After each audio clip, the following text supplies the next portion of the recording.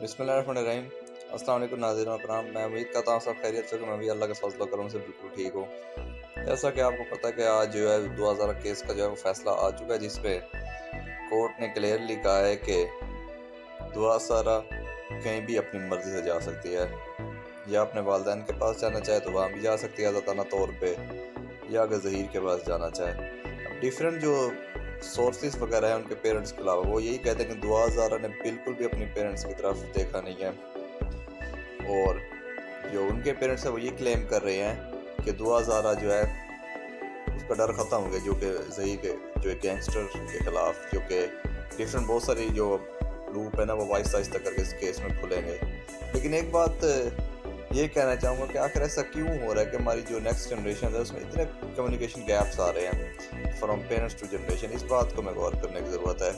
ठीक है, अब जो डिसीजन आ गया है, हालांकि पेरेंट्स क्लियरली डिनाई कर रहे हैं कि 17 ईयर्स का तो उनकी शादी को नहीं हुए, और जबकि जो मेडिकल रिपोर्ट है वो क्लियरली जो है वो 17 ईयर्स जो है वो एज इंडिकेट कर रही है।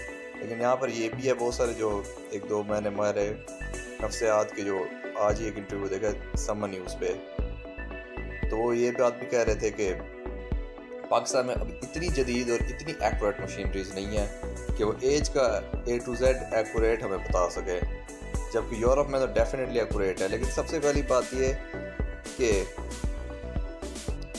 कैसे वैसे अब ये कर सकते हैं इंडिकेट कि जहाँ पेरेंट्स का जो मैरिज सर्टिफिकेट है वो भी 17 साल का है, पुराना है, मतलब कि जब शादी हुई थी उसको भी 17 साल है, बच्ची भी 17 साल, मतलब कि बच्ची भी पैदा हो गई और शादी भी इकट्ठे ही हो गई। I don't know, it's very strange. बाकी अब यही है कि अब आगे ट्रायल कोर्ट में चलेगा। अब लाहौर हाई कोर्ट में भी पेश हुई है, सिंध हाई कोर्ट ने तो क्लियरली अपना फैसला इंडिकेट कर दिया है। बाकी उनकी पेरेंट्स की जो कंडीशन है वो आपके सामने है, जो XYZ जो अपनी मतलब की बात कर रहे हैं। लेकिन एक बात ज़रूर है कि हमें तो अंदर की बहुत सारी बातें यकीनन नहीं भी पता होंगी। यही है कि मैं इस चीज़ को यूँ देख रहा हूँ, अगर वाकई में वो अपनी मर्ज़ी से तो डेफिनेटली गई है, लेकिन उसकी जो माइंड वॉशिंग की गई है ना, ये कुछ अरसे की ही मतलब कि लस्ट वगैरह या बातें हैं। आहिस्ता आहिस्ता वक्त के साथ ये लस्ट ही ख़त्म होगी, फिर खुद ब खुद ही ट्रैक पर आएगी, लेकिन तब तक देर हो जाएगी। अब ये है कि जज होगा शायद इस पॉइंट ऑफ व्यू में फैसला। ये बात भी है कि अब जज अगर इस पेरेंट्स के हक में भी फैसला दे, तो एक बात तो कुछ तजियाकारों ने जो कही है, जो मैंने आज देखी है, कि दुआ ज़ारा ने तो अब कहीं की भी नहीं रहना था, मतलब कि इसके बाद तो कोई भी एक्सेप्ट ना करता। बल तो यार जब बातें इस तरह के जो इंसिडेंट में, तो कौन, बस यही हम दुआ कर सकते हैं कि पेरेंट्स का और बच्चों का जो कम्युनिकेशन गैप है उसको हमें ख़त्म करना चाहिए, अगर हम चाहते हैं कि फर्दर इस तरह के इंसिडेंट्स ना हो। आई डोंट नो कि वाकई में उसके घर का माहौल ऐसा था, इतना टॉक्सिक था या नहीं था, डिफरेंट ये है। लेकिन एक चीज़ मैं ज़रूर कहूँगा कि जो उसका निकाह पढ़ाया गया है, तो विदाउट ID कार्ड कैसे, या कम से कम बेफॉर्म या सर्टिफिकेट के अलावा डॉक्यूमेंट्स तो कंप्लीट होने चाहिए ना पेरेंट्स के पास। या 2000 जो ये क्लेम करेंगे कि 7th क्लास में 4 साल पहले पढ़ती थी, तो उसको स्कूल का नाम तो बताए, स्कूल से भी इजीली पता चल जाएगा कि वाकई में 7th क्लास में थी। यकीनन उसका कोई डाटा होगा, कोई स्कूल का नाम होगा, उसको कोई क्लास का रोल नंबर होगा, और इतनी सारी आइडेंटिफिकेशन होती है जिससे हमें पता चल सकता है कि वाकई में स्कूल में थी। ये उसके स्कूल रजिस्टर से भी कार्ड निकल सकता है। लेकिन पुलिस का भी जो नेग्लिजेंस परफॉर्मेंस है वो भी एक तरह से नज़र आ रही है, मतलब कॉपरेट ना करना।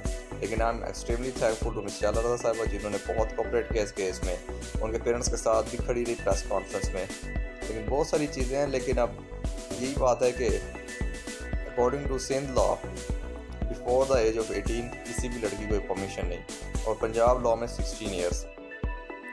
लेकिन डॉक्यूमेंटेशन मुताबिक कहीं पर भी दोनों एजेस पर ये फॉल नहीं करती।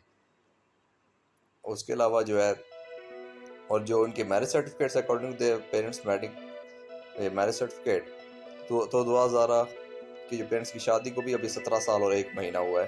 तो इस हिसाब से बहुत सारी चीज़ें हैं, हमारी इक्विपमेंट्स पे, हमारी एक्यूरेसी पे इस सवाल निशान है।